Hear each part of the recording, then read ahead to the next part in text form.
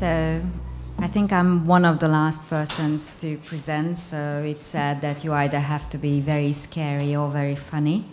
So I don't know which one I will be, but let's get started. So my name is Judit Eleonóra Nagy. I'm a PhD student here, and I'm also working in the pharmaceutical industry. So my subject is obesity, and the reason for that, because I truly believe that we need a better improvement and a better management of clinical practices to have a better guidance how to prevent obesity, and also hopefully we can influence somehow the policymakers to treat obesity as a disease finally. So I have 3 ongoing projects, 2 meta-analyses. The first one is assessing the BMI predictive value for subclinical atherosclerosis measured by the coronary artery calcium score. This would be, as mentioned, the meta-analysis. The second one would be also very similar, but here I would see the association between obesity and inflammation factors, and the third one would be a registry project. You also see that I had to restart the first project, and I will tell you the reason for that later on. So, the first one. I think it's fair to say that obesity is actually called globesity because it's a global pandemic of unprecedented proportions for far-reaching consequences, not only for the individuals, but also for the healthcare society, as well as for the economies worldwide.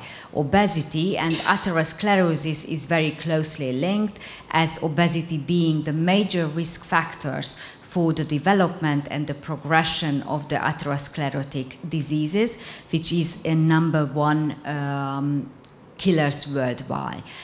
How obesity is contributing to atherosclerosis, there are several different pathways to being searched. The first one is a chronic inflammation. I will tackle these challenges later on in my second one. And the first one is a metabolic dysfunction. So in my first version of the meta-analysis, I tried to answer the clinical question that is there any lipid biomarker, and if so, which one will have the highest predictive value for the atherosclerosis obesity phenotype. I used with a PFO framework. I went through all the data selection, and actually I did have some meaningful results. So actually these results will be presented during the European Diabetes Association meeting in September. However, to be very honest, it did not answer my original PICO. So after long and painful discussions, we decided that I am redoing the Prospero submission, and I will redo the beginning of my first matter. Luckily, it will not go completely wasted because, as mentioned, I already have a presentation of that, and many of the results will be able to reuse in my second one. So the updated version of my clinical question is that is BMI a predictor of clinical atherosclerosis detected by the coronary artery calcium? And the clinical question in real and the clinical implication would be that should BMI alone ever trigger a CAC testing or the coronary tomography?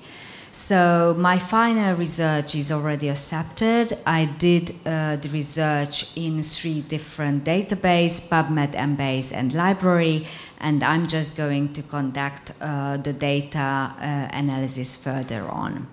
So here are my key articles, and I already have some preliminary results, and as expected, my hypothesis would be that the result would be not significant, meaning is that BMI is not the best predictor of coronary artery or atherosclerosis.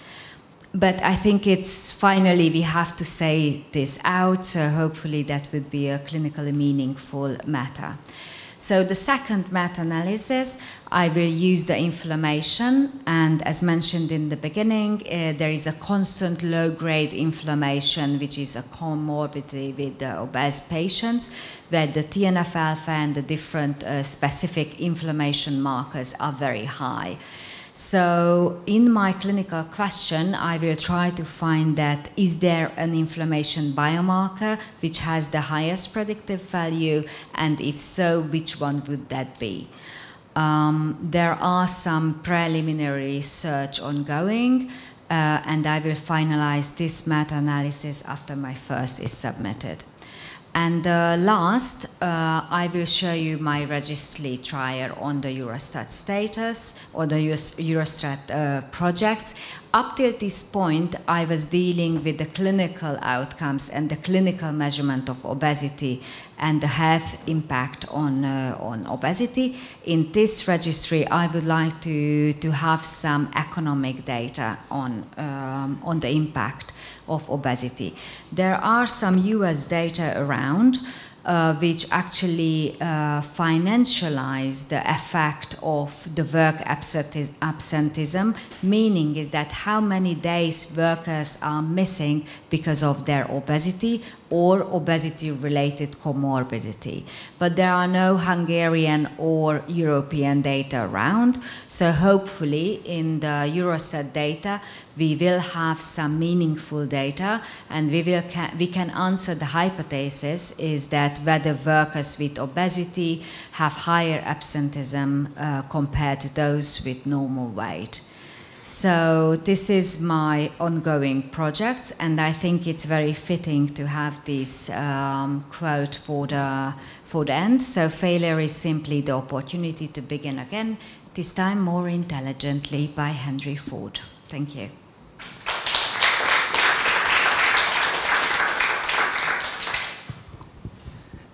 Thank you for your valuable presentation, and I would say, we have encountered such research projects before. Actually, my first question is, I will let you go, but okay, your first meta-analysis did not answer the question.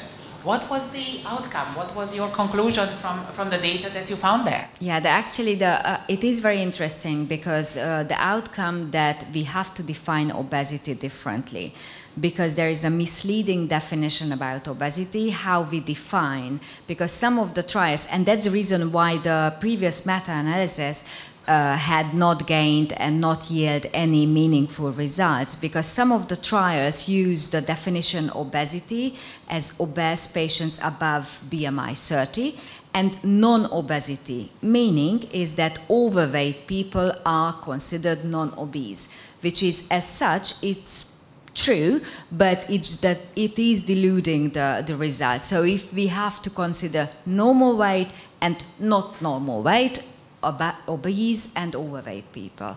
So I think that's the main gist of the finding, and it is very meaningful because according of today's guideline, we only define obesity with the BMI, which is actually, we already know, it's not a good biomarker as such. Or not the perfect one. Yeah, not a perfect one. Thank you. Thank you very much. Sorry, I give you the right to ask your question.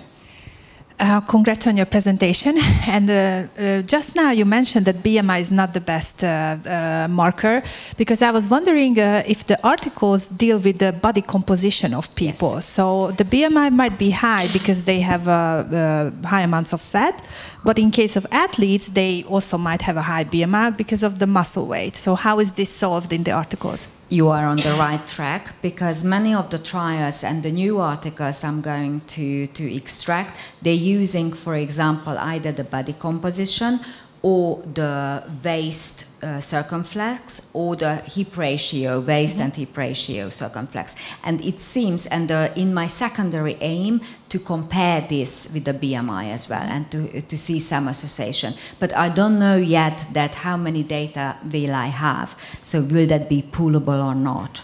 I have found up till this point about 5 different measurements, and we are not sure that how heterogeneous those data are. Oh, that's a very interesting task to figure out. How can you pull those together? It is interesting. Thank you very much. congratulations to the presentation. I'm glad that you didn't choose the scary way to maintain our attention. And my question would be kind of methodological, that how can you decide whether the absenteeism is related to obesity or not? Well, we don't know we don't have the data yet, but in the questionnaire, there are specific questions, is that did you miss work because of your health reason? And it's indicated there because of your obesity or comorbidity. So we will have some subgrouping, is that next to obesity, what kind of other illness, other chronic illness does the patient have, or does the answer, the answerer have? And based on that, we might be able to have some poolable data. There are specific questions. Thank you. Any more questions? Thank you. Oh. Just one quick question.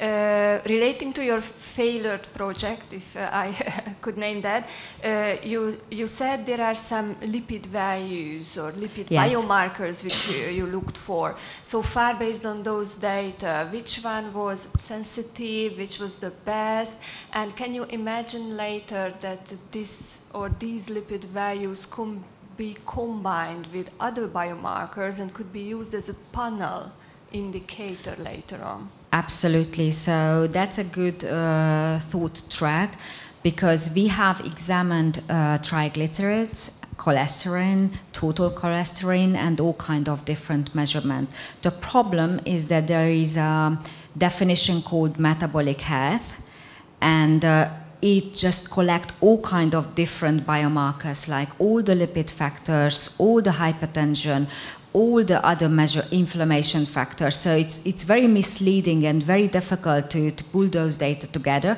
But it's very interesting that in one of the regression statistics, we had gained that, for example, triglycerides are also very important, which is not used currently in the clinical measurements, only LDL.